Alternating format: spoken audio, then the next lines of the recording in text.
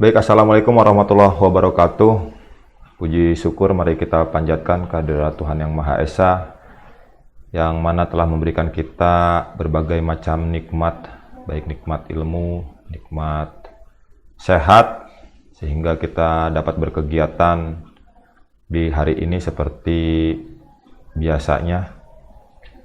Dan salawat beserta salam semoga selalu terlimpah curah kepada junjungan kita Nabi besar Muhammad SAW.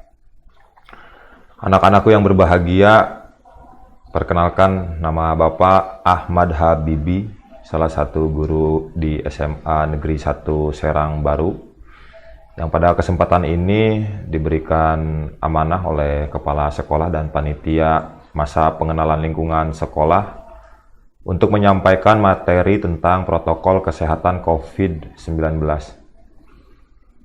Sebelumnya, Bapak juga mengucapkan selamat datang kepada anak-anakku sekalian yang telah diterima di SMA Negeri 1 Serang Baru melalui jalur penerimaan peserta didik baru tahun 2020-2021 dari tahap 1 dan tahap 2 PPDB online Provinsi Jawa Barat.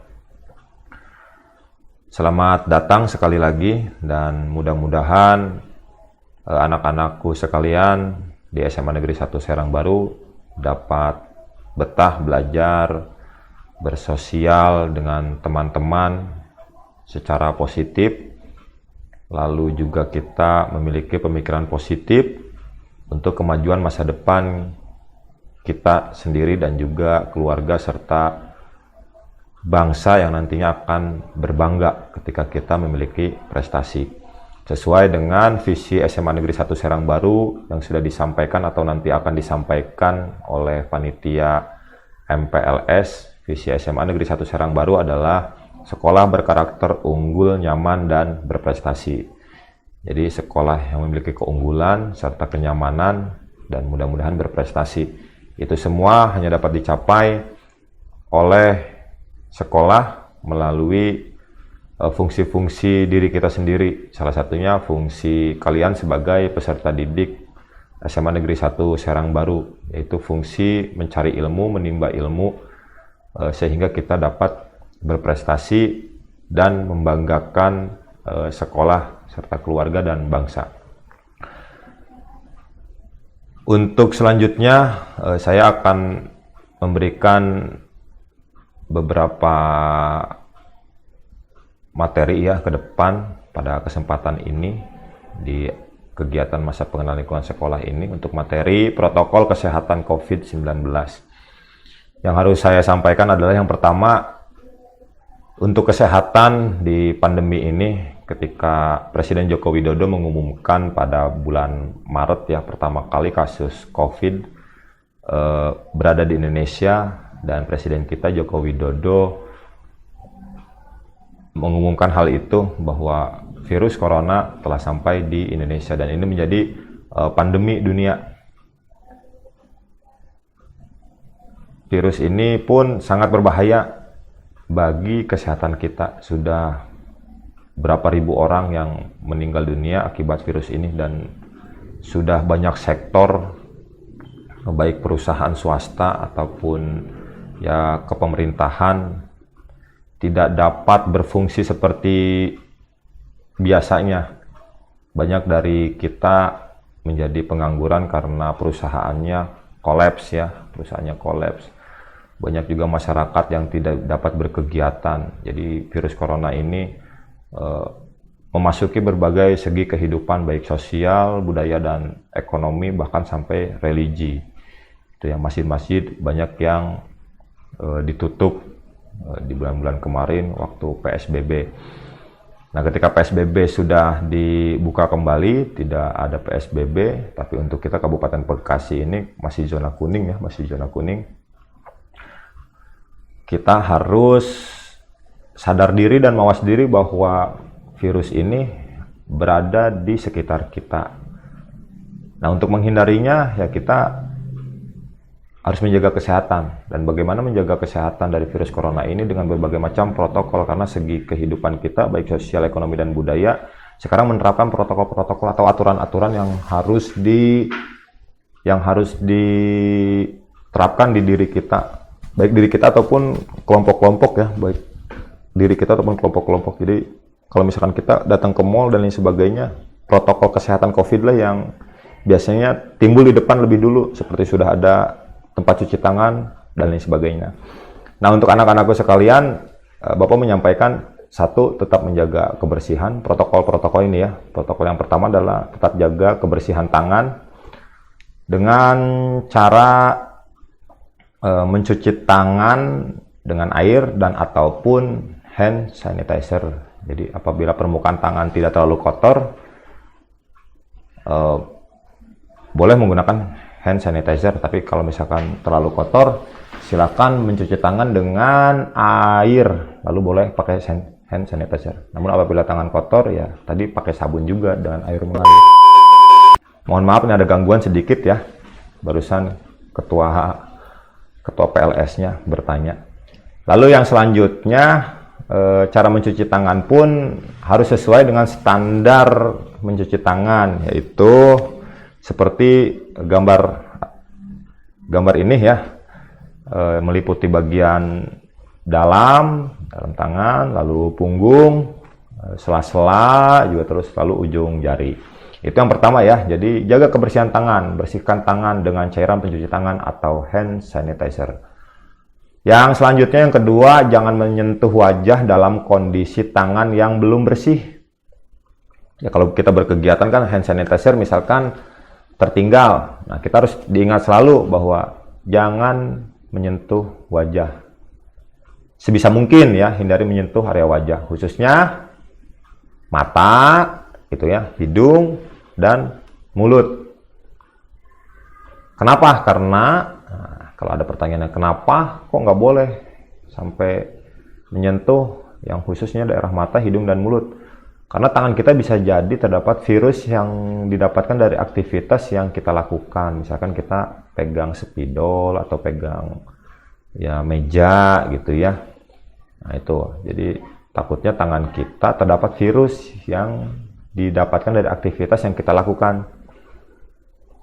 Jika tangan kotor ini digunakan untuk menyentuh wajah, khususnya di bagian yang sudah disebutkan tadi, maka virus dapat dengan mudah masuk ke dalam tubuh melalui ya tadi ya, mata, hidung, dan mulut. Karena si virus ini menyerangnya itu bagian pernapasan.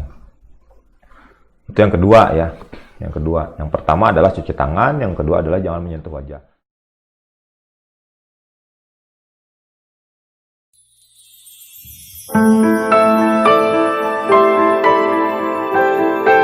Virus corona dapat menyebar begitu saja tanpa kita sadari. Virus ini menular dari kegiatan yang kita lakukan sehari-hari. Dari situlah virus corona menjangkit banyak orang dari satu orang ke orang lainnya.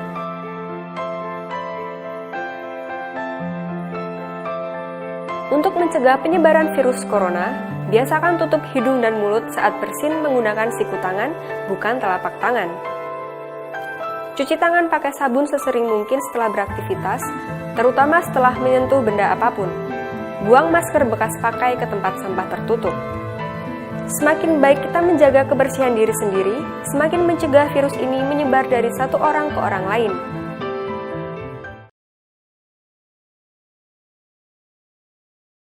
Lalu yang ketiga adalah terapkan etika batuk dan bersin ketika kita batuk atau bersin. Karena tubuh akan mengeluarkan virus dari dalam tubuh. Jadi ketika batuk atau bersin, walaupun kita sudah memakai masker, ya tetap etikanya harus diterapkan oleh diri kita sendiri. Karena kita tidak tahu virus ada di tubuh kita ataupun tidak. Karena sekarang OTG ya, orang tanpa gejala itu bisa saja membawa si virus. Karena kenapa? Jika virus itu mengenai dan terpapar ke orang lain, maka orang lain bisa terinfeksi virus yang berasal dari tubuh kita. Terlepas apakah memiliki virus corona atau tidak. Jadi etika batuk dan bersin harus tetap diterapkan. Caranya, tutup mulut dan hidung menggunakan lengan atau bagian dalam. Seperti ini. Seperti ini ya. Itu.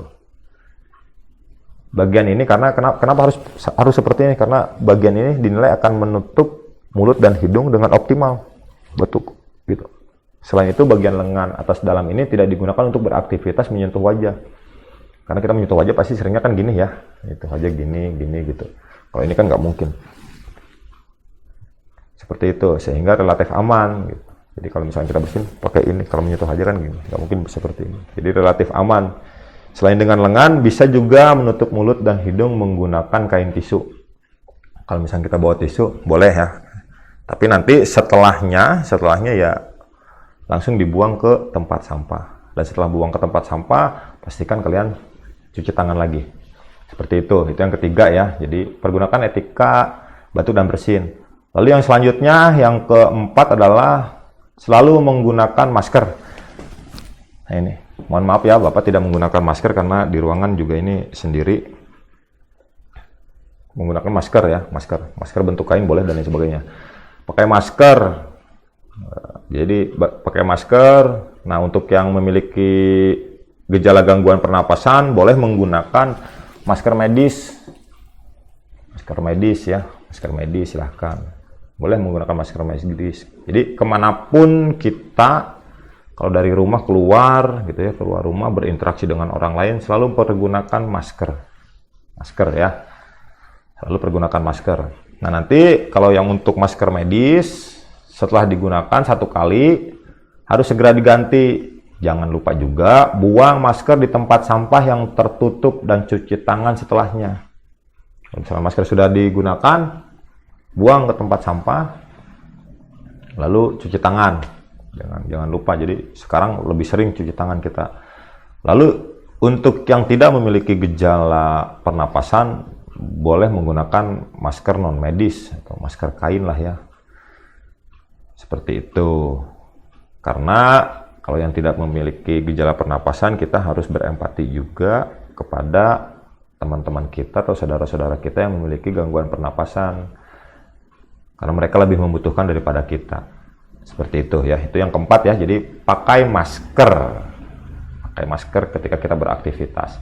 Yang kelima, selalu diperhatikan ini untuk kalian ya, untuk anak-anak peserta didik SMA Negeri 1 Serang Baru dan juga untuk diri Bapak sendiri, ketika berada di luar jaga jarak minimal 1 meter. Jadi jaga jarak dengan orang lain minimal 1 meter. Jika orang tersebut menunjukkan gejala gangguan pernapasan, jaga jarak juga. Jadi jaga jarak ini yang kemarin kita sering dengar istilah physical distancing, jaga jarak. Nah, gitu ya. Kita dilarang untuk mendatangi kerumunan, jangan mau mendatangi kerumunan. Walaupun kita ini janganlah ya. Terus meminimalisir kontak dengan orang lain seperti salaman gitu ya. Salaman sekarang gini. Salaman ya, menggunakan etika salaman karena physical distancing. Jadi jangan sampai kontak dengan orang lain. Dan jangan sampai kita mendatangi atau mengundang kerumunan. Contoh, yuk kita ngopi-ngopi bareng di rumah saya, kerumunan gitu ya, lebih dari 5 orang, jangan. Atau kita mendatangi kerumunan itu, jangan ya. Seperti itu ya, jadi jaga jarak. Istilahnya physical distancing. Lalu yang keenam, kalau diri kita merasa tidak sehat, ya seperti mengalami demam, batuk, pilek gitu ya, terus nyeri tenggorokan, sesak napas, kita harus sadar diri dan mawas diri dengan sukarela untuk melakukan isolasi mandiri di dalam rumah.